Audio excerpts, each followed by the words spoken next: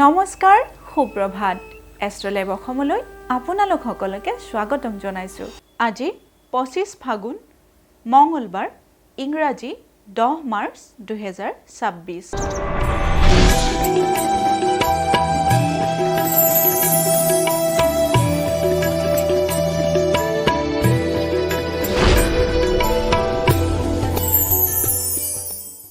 পঞ্চাং অনুসৰি আজিৰ দিনটো ৰাশিফল মেঘ ৰাশি।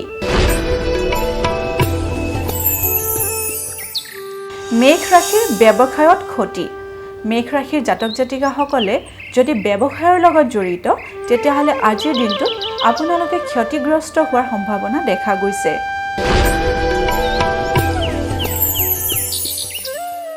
বৃষ ৰাশি। বৃষ ৰাশিৰ তীৰ্থ ভ্ৰমণ।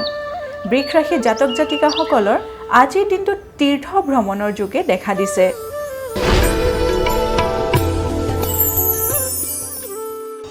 মিথুন ৰাশি। মিথুন ৰাশিৰ শত্ৰু বৃদ্ধি। মিথুন ৰাশিৰ জাতক জাতিকাসকলৰ আজিৰ দিনটোত শত্ৰুৰ পৰিমাণ বৃদ্ধি হ'ব পাৰে, গতিকে আজিৰ দিনটো কাৰোবাৰ লগত কথা পাতোতে আপোনালোকে সাৱধানেৰে পাতিব।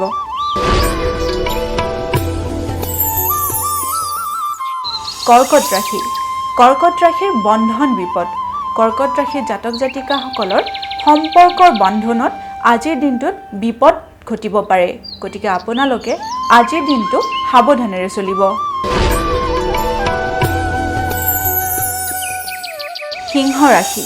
সিংহ ৰাশিৰ সন্তান হানিৰ যোগ। সিংহ ৰাশিৰ জাতক জাতিকাসকলৰ কাৰণে আজিৰ দিনটো শুভ নহয়। সিংহ ৰাশিৰ জাতক জাতিকাসকলৰ আজিৰ দিনটোত সন্তান হানিৰ যোগে দেখা দিছে, গতিকে আজিৰ দিনটো আপোনালোকে সাৱধানেৰে পাৰ কৰিব।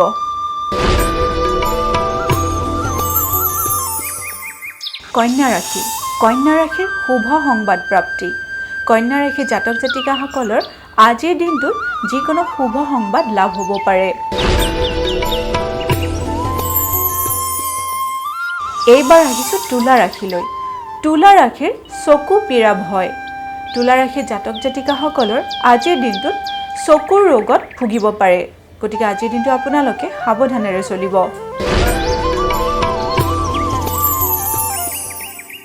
বৃশ্চিক ৰাশি। বৃশ্চিক ৰাশিৰ চাকৰি লাভৰ যোগ। বৃশ্চিক ৰাশিৰ জাতক জাতিকাসকলৰ আজিৰ দিনটোত নতুন চাকৰি লাভ হোৱাৰ যোগে দেখা দিছে। ধনু ৰাশি। ধনু ৰাশিৰ অৰ্থ ক্ষতি। ধনু ৰাশিৰ জাতক জাতিকাই আজিৰ দিনটো সাৱধানেৰে চলিব, কাৰণ আজিৰ দিনটোত আপোনালোকৰ ধনৰ ব্যয় অধিক হ'ব পাৰে। মকৰ ৰাশি। মকৰ ৰাশিৰ শিল্পকৰ্মী ক্ষেত্ৰত শুভ। মকৰ ৰাশিৰ জাতক জাতিকাসকলে আজিৰ দিনটোত শুভ ফল লাভ কৰিবলৈ সক্ষম হ'ব, যিসকলে শিল্পকৰ্মৰ লগত জড়িত। কুম্ভ ৰাশি।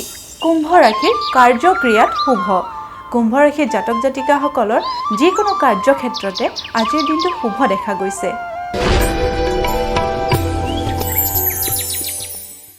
এইবাৰ আহিছোঁ অন্তিমটি ৰাশি মীন ৰাশিলৈ। মীন ৰাশিৰ ভ্ৰমণত অৰ্থ ক্ষতি। মীন ৰাশিৰ জাতক জাতিকাসকলে আজিৰ দিনটোত ভ্ৰমণ কৰিলে অধিক অৰ্থ ব্যয় হ'ব পাৰে।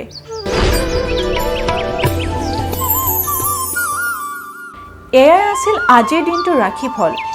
এষ্ট্ৰলাইভ অসমৰ ৰাশিফল অনুষ্ঠানটিৰ পৰা আজিলৈ মই বিদায় মাগিছোঁ। আপোনালোকৰ দিনটো শুভ হওক তাৰেই কামনা কৰিছোঁ। ধন্যবাদ।